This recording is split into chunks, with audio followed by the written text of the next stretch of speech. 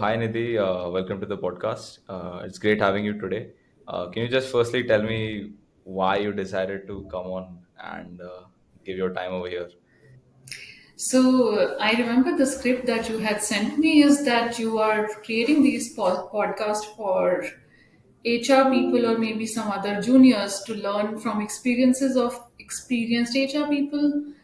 Um, I checked some other of your podcasts and I thought this seems like that if there is something that I can, kind of give back to the community, that was my reason to agree to come here.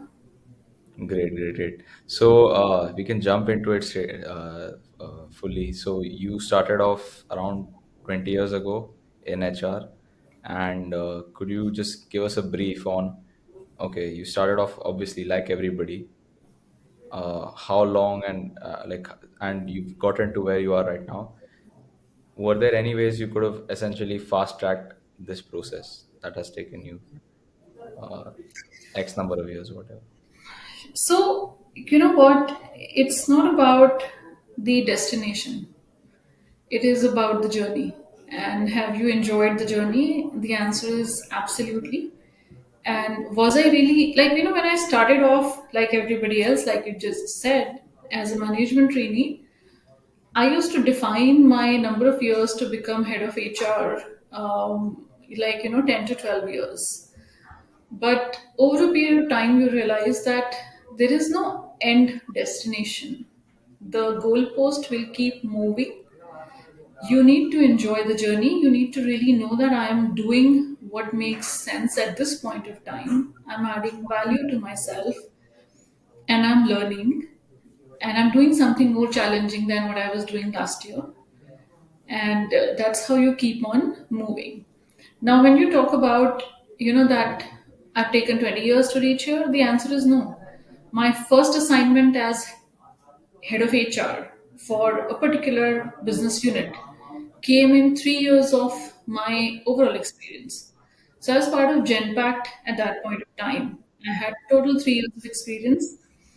1 year with Genpact, 2 years with Tata Chemicals, and my head of HR at that time, he said, there is this third party business, Kimberly Clark, we want you to be leading that business for us. And I said, are you sure? Am I ready for that? Will I be able to do it? He was like, yeah, we think you'll be able to do it. So, how Genpact processes work when you have a third party business, you are heading everything from HR standpoint. That business, it's your floor, nobody else can enter physically or even virtually. You have access to everything, you are making decisions. So, it's just a journey, there is no destination.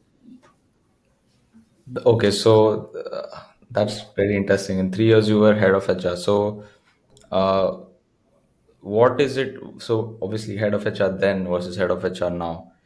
Uh, how much have you learned? It's not just about the title, right? Head of HR. Within Yeah. that, there's like work as well. So, uh, an entry level, let's say head HR versus what you are doing now. Like, how big is your kind of work? Because there's 1,000 plus employees at your organization, 30 people in your team. Right. So, what is the difference like? So the difference is the kind of role you're doing. I have done roles prior to this role where I have managed 3,000 plus people as HR business partner lead. But that was part of a larger conglomerate, larger organization, which has global teams and COEs working, and they are giving you the support of, the processes, the new designs, the decision making for that matter.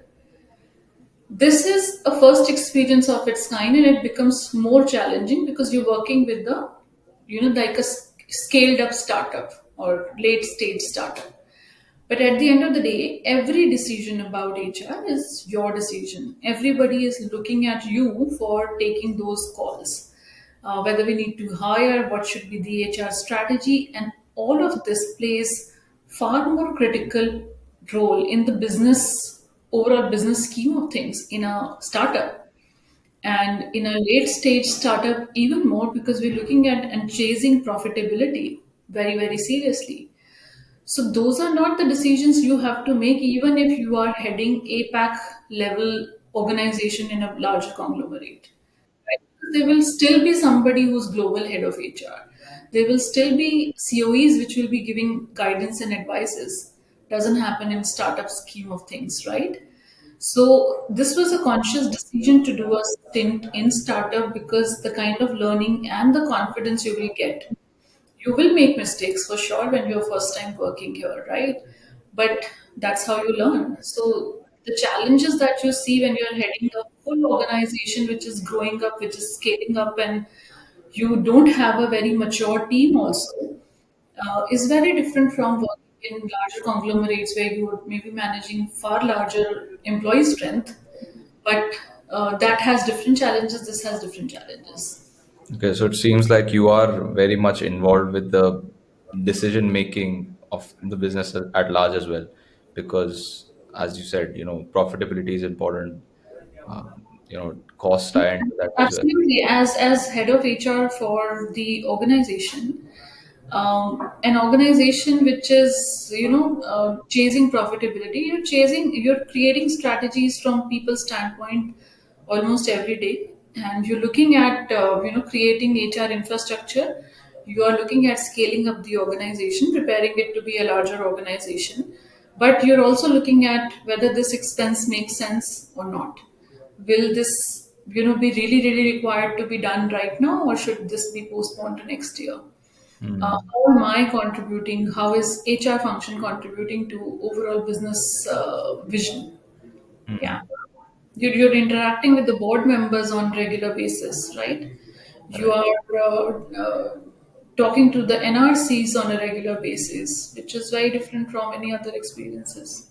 Okay, so let's talk about the HR strategy that you're probably building for this type of an organization. What Yeah. does that look like right now? So, what is it that you're focused on, and how do you achieve that? So you are looking at obviously when you're looking at the strategy, this is like a short term and a long term thing that you're looking at. So in short term, you do know that there are infrastructures, there is automation, there is some of the processes that we haven't built for this organization because we were 500 people till last year. We are 1,000 plus in this year, right? Which is almost double number of people. And if That is from a internal talent acquisition team, or primarily, that yes, support from outside? Okay, primarily internal talent okay, acquisition team. okay, okay. So those are the decisions that you kind of make, that who are the kind of people you need. What is business? Where is business planning to expand? So we started two new verticals this year. When you have started two new verticals this year only, we are expanding now our offices in different cities, which were not there. So now we are working on those compliances as well. So a lot of things that need to be done, you prioritize, right? That is the short-term vision that you have. But from the long-term vision standpoint, organization is chasing to be a larger organization. You are hiring people with ESOPs being given out. How do you look at that turning out to be a wealth creation opportunity for people who choose to join the organization and continue with the organization? That's a long term strategy. And organization will only enhance its value once you have that brand value created, whether it is as the business that you're doing, whether it is as employer branding as well. So the long term and the short term strategy will pick all of these aspects. You will say that okay, these are three, four things we're going to do this year. We need to do those three, four, five things next year, and maybe a couple of more things we will do year after, which is what our 3 year plan would look like. Okay, okay. So I want to speak about one of those verticals, which is processes. Uh, it's very tempting for businesses and HR to, make turn an employee into a robot essentially. Okay, this is the process. This is how things are done. Da, da, da, da. Da. How do we find the balance in that? And what is the process exactly? How is it made? How do we make sure it's implemented? It's very easy to make that document or SOP. It's very easy. But how do we actually implement it on a large scale? So, creating SOPs is important when you are scaling up the organization. When you start a organization with 10 people, 20 people, and then it becomes 100 people also, keeping the decision making with people who are at critical positions and doing what they feel is right at this point of time is okay. But when you have money invested by a lot of significant investors, when you are wanting to become a larger organization, you need to have processes because you can't depend upon individuals making their own decisions basis the senses that they may have. What happens is when you establish a process, it just gives them an idea that okay, this is one way which in which things can be done or is required to be done. While when you're doing that, you come across situations where you say that this following these process steps may not give me the outcome that we were looking for. Or, this is a situation where an exception call needs to be taken. So, creating that culture where people understand that if you sense that there is a need for creating an exception to the SOP, there are a right set of people who you can present a case and you will get that exception. um, Building that trust that as an organization this is who we are and this is what is important for us and we should ask for this exception. So that is where the final balance comes in. You have to create SOPs, but that doesn't mean that you're chasing only SOPs and you lose the human angle, right? So I think those exception approvals happen on day in, day out. I think it's important that people understand who we want to be as an organization. And we made it very clear that we want to be a culturally strong organization which provides the psychological safety, which is concerned about even our customers, which is wanting to focus on sustainability. That's part of our values. And once people understand that, they know exactly where what exception should be made to the process. So you mentioned quite a few steps. So firstly, there's an SOP, then we figure out if it's working or not, and then a case is made. Doesn't this slow things down because we want to implement new things as fast as possible as well? No, so we don't. So there is SOP which is created. We implement it. Everybody follows the SOP. Okay. Exceptions are only for exceptional situations and circumstances. So no, we don't slow down things because everybody has ability to just keep on creating exceptions. Exceptions would be once in a month. The rest of Mhm. the time you're following the SOP. Okay. And what is an SOP exactly? Like how is it like is it in a document? Because I've seen, in a factory there might be a step by step thing with pictures that, the workers can follow. So in this kind of a knowledge based environment, like what does it look like? So, in knowledge based environments, also you have standard operating processes created. So you either build the systems in that manner, the way you are creating the SOPs. You try and bring in automation almost everywhere as much as you can because we are a fintech firm. So, we are a technology based organization, right? So, you're creating the technology based solutions and SOPs. You build your system designs in a manner that if I want to do something, I will have to follow the process. Like I will have to first enter this, then go to this page, do this, do that, do that. So there are system which is following SOP. That's one. Second, you create your policies. You put them in black and white. You create your policies. You say that okay, this is where this is the process that is need to be followed. This is where the exception approval or exception abilities lie. If there is an exception to this particular policy has to be done, maybe CEO is the authority who can make an exception. If this is the exception, then maybe HR head is the person who can make an exception. So you define all of that in your policies, and you obviously share, communicate those policies, and you upload that in a common drive or a system which is accessible to everyone. You talk about that to people. You do trainings around those new processes. You make sure that everybody understands what we are wanting to do and how this needs to be done. Once this is done, then you have a training and quality team. So, keeping HR processes aside, from business processes standpoint, I have a significant large training and quality team which has to ensure that when we are creating SOPs, people are trained on those SOPs. Then they are doing the quality check month on month. where they are able to identify where the process is not followed, and they are able to then highlight that why the process was not followed, right? And then Mm-hmm. we have a disciplinary metric around those processes that we have created. So if we see that somebody has not followed the defined process and he doesn't have any significant reasoning for not following, there will be a disciplinary action that will be taken, which is already defined in the policy framework. So that's Right. how it works. Interesting. So obviously you worked in many different companies, many different industries. Does the HR policy and systems, like, and the enforcement of them, is it different across different industries, or is it just that if you grow, uh, you have to enforce strict systems and processes?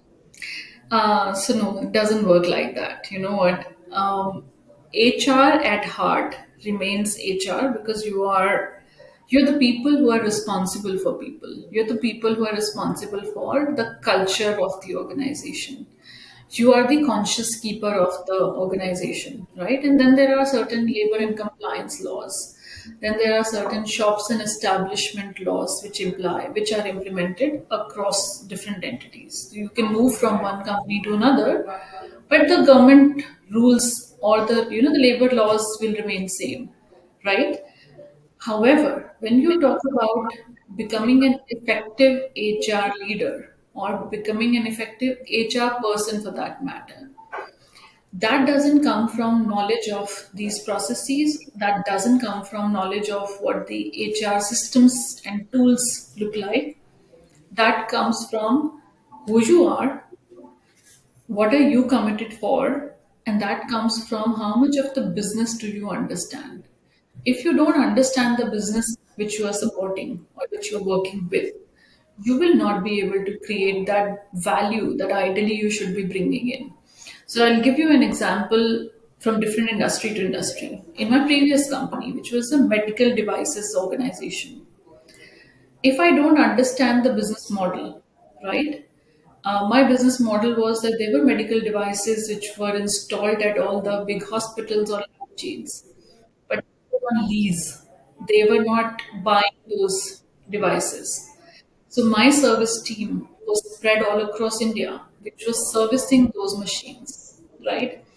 Now, where does the role of HR comes in ensuring that the business is running effectively? I used to travel to all of these, hospitals and all these labs once in a quarter, go and meet people, take feedback, what's working, what's not working. Nobody expects that HR person will come and talk to you. But when they get to know that HR person is coming, they had significant inputs to give to you, like your service engineer is available or not available, right? My machine takes 24 hours to get fixed, or my machine takes 3 days to get fixed. How much of the business loss happens if my machine takes 24 hours to get fixed? Your person is not trained enough to fix my machine, or he's not trained enough to fix my machine. Those are the inputs that I will be given, and I need to go back and ensure that if I'm hearing that my people are not trained enough, then I need to get them trained. If I'm that my people are not available only because I have given them a very large area or large number of machines to cater to, I need to bring in another person. That's the kind of strategy you will bring in when you understand the business, when you're working closer to the business. In my current scheme of things, I need to be really, really aware of what's the kind of disbursement number we are looking at every month.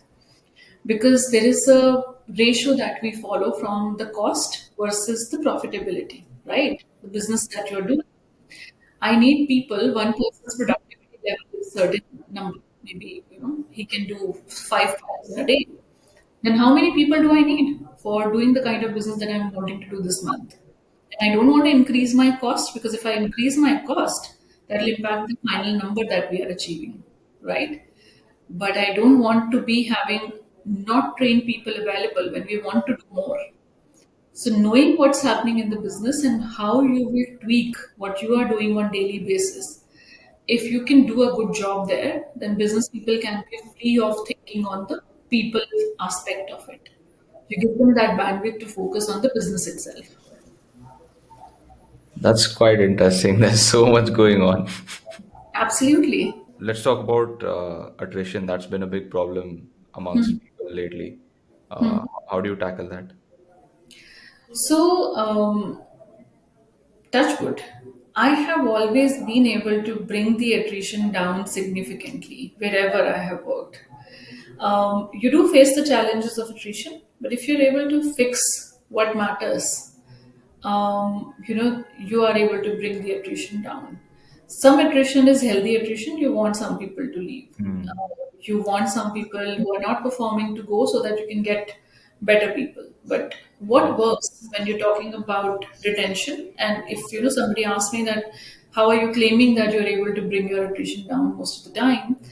My answer would be that by being there on the floor, by being there with the people, understanding what is happening with people. So there is one thing called early warning signals, EWS. Organizations which are able to do a good job of knowing what's happening with the people. If you're a very large organization, then divide your team in such a manner that you have one HR business partner working with about 200 people, and he or she knows all their 200 people well enough. He or she understands what's happening with them as far as career is concerned, as far as manager is concerned, as far as personal life is concerned. Are they studying something? Is there anything happening at personal front which is bothering them? So you're able to do a sense check of what's not working with the person. If you are a organization which takes quick actions, you're an HR person who takes quick actions, once you get to know that this person is bothered because of manager is not very effective manager, you intervene. You talk to the manager, you talk to the person, you try and fix what is not working, and if you think that this cannot be fixed, you move the person out to another role so that you save the talent for the organization. That's one. You get to know that somebody is having problem with the like with the finances that they have at home, and they are somebody who's very talented, who's very valuable for you. You may want to do something about their compensation before they come and put a resignation. You say that no, we need to intervene here and we need to do something about this person. So knowing your people, doing the sense check on early warning signals and taking corrective action well in time is really helpful. And also, I have realized one thing that, even if it is difficult feedback for people, even if it is tough conversation that you need to do with people, you do it and give them that feedback constructively. People appreciate you much more and they are ready to work on that feedback rather than feedback not being shared with them, but there are just all other signs of you really not appreciating the person doesn't know why this is happening. So taking it up front and talking to the person directly also helps, even if there are performance or the behavioral concerns. So, from your answers, this one and the last one, a lot of your strategies around is surrounding connecting with people. Basically, that's uh, Connecting with people and doing the early warning signals exercise. This is a proper exercise that we do across organizations. correct, We do it once in a month. Look at our people, say that who are at risk, and then what action needs to be taken. right? And you also mentioned you need to know your business in and out. So, does that just apply for HR or anyone working in the organization? You tell me. I think it applies for everyone, right? Even if you're part of maybe accounts payable function, all that you have to do is just reconcile the numbers and check and pay. It's still helpful for you to know what is my organization doing, what is the process we are following, what's my workflow.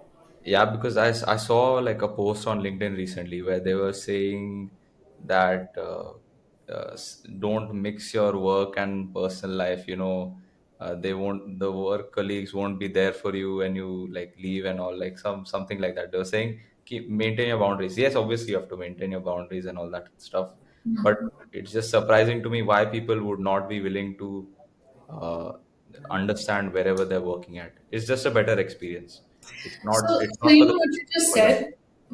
said, that maintain your boundaries, there is no defined um, rule which works for everyone.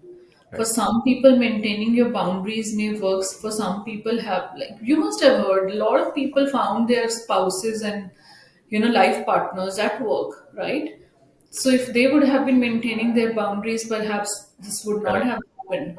There Correct. are a lot of people who've made best friends for life at work, right?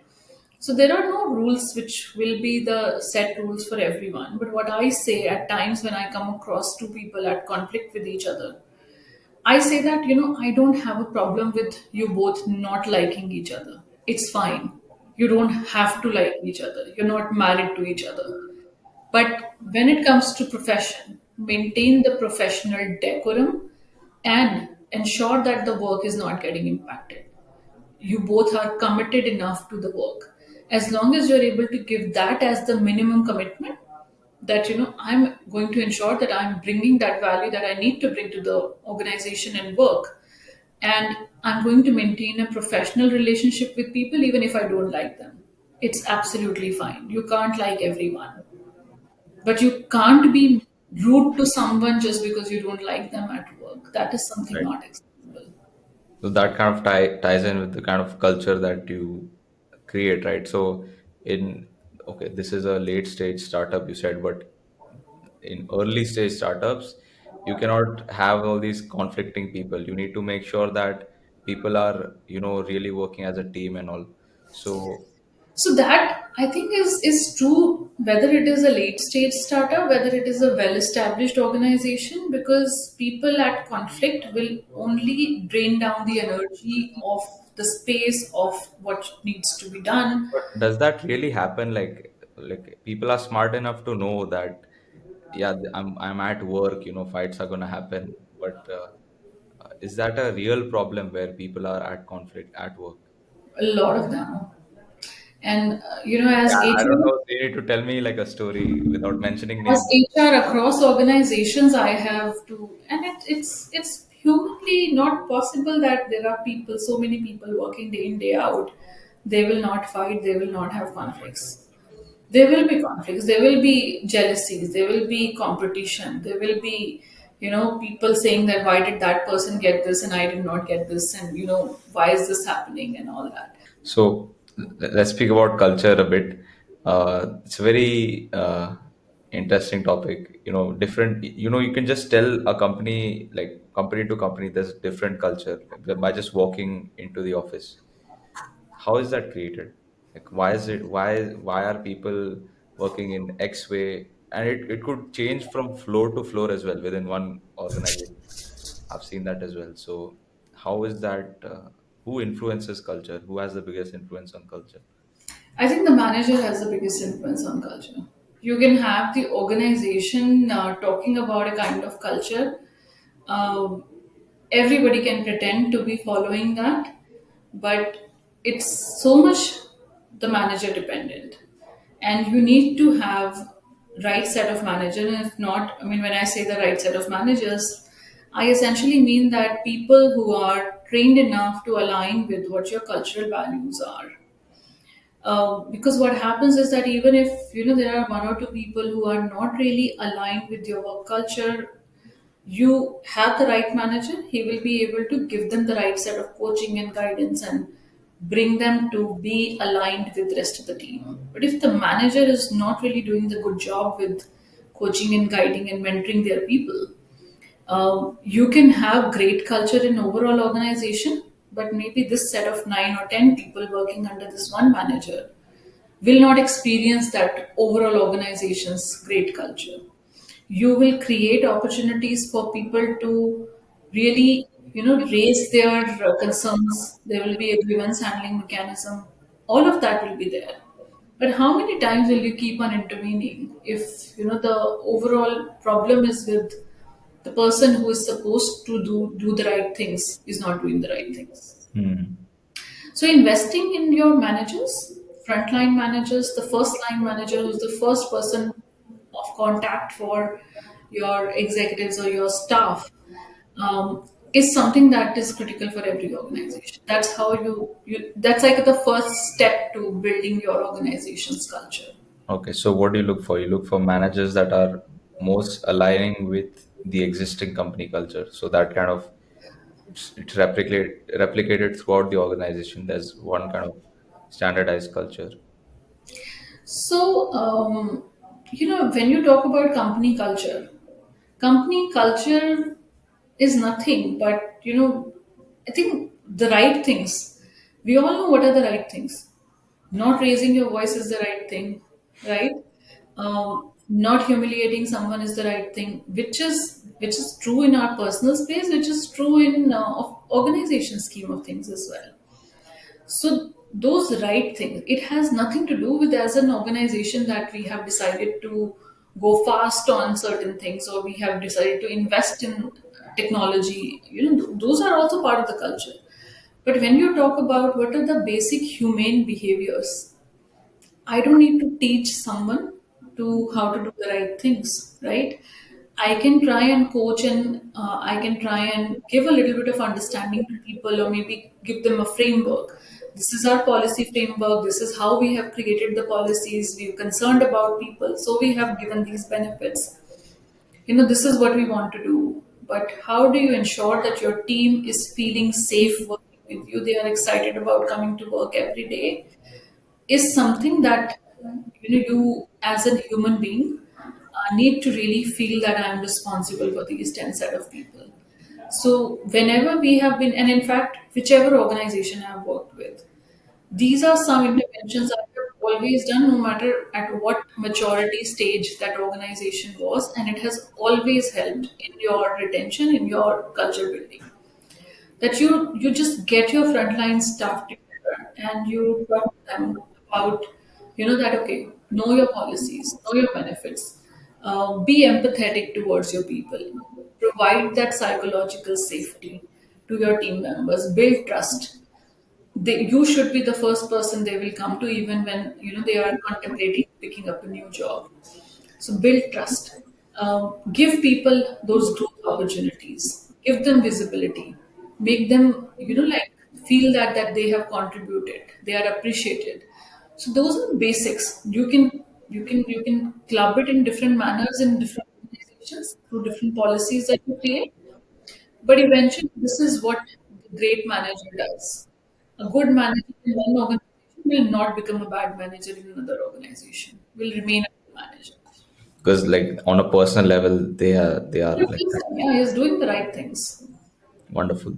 So what's next for you in the next 5-10 years? Bigger organization, more challenging role, something more significant. So there are a couple of things that personally I'm looking at doing. Apart from what you do professionally as larger role, larger challenging role, and all that. Um, Personally, I'm wanting to do a coaching certification. That's where I want to invest some time and get certified, become a certified coach. That's where the passion is, and I would like to then, do executive coaching. So that's one which I would want to invest. Coaching on what exactly? Just HR. So, executive coaching is a certification that is available by different organizations. You learn how to be a effective coach, and then you get certified after you practice it for certain hours. Okay. So, getting that certification, because that is the job that I do anyways every day, it's just that I will get to learn some more tools and I will get to, practice it more because this will be there that you need to do certain hours to ensure that your license is there with you. So that's one thing I'm looking forward to doing. And, like when you get busy, when you're doing your 9-10 hours of job, you're commuting and all of that, you miss out on, like, playing your sports every day, or you miss out on reading your books that you want to read every year. So I think that's where the focus would be.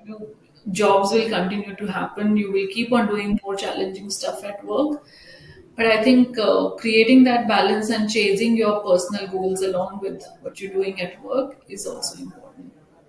So this lifestyle is the goal now, just quality of life. It has More, always more been. challenge, It has more. always been important for me, and it should be important for everyone. because it's not that the tired people, they don't make the best talent in any organization. You need to be a like happy, healthy person to be able to really add more value to anything that you're doing. Okay, so on that point, so if the people obviously have a life outside of work as well, and that is going to influence their quality of work. So Absolutely. how much of that are you influencing, or not influencing, but suggesting कि अरे रात को जल्दी सो जाओ something like that? So we keep doing a lot of healthcare related sessions for our people here, right? So there will be sessions, yoga, Zumba. We keep doing at work. But apart from that, we have tie up with this employee assistance programs. What you call psychological. You have a psychologist available to your employees on a call at any point of time. They can call the person. But apart from that, what we are doing is we do regular, interventions with that group on our floor, which is actually building this thing that working on your mental well-being, working on your physical well-being is very important. So promoting that as part of your culture is something that we are doing. Yeah. Yeah, solid. Nice doing with you. Thanks for coming on. Thank you so much, Shrey, for having me on the call.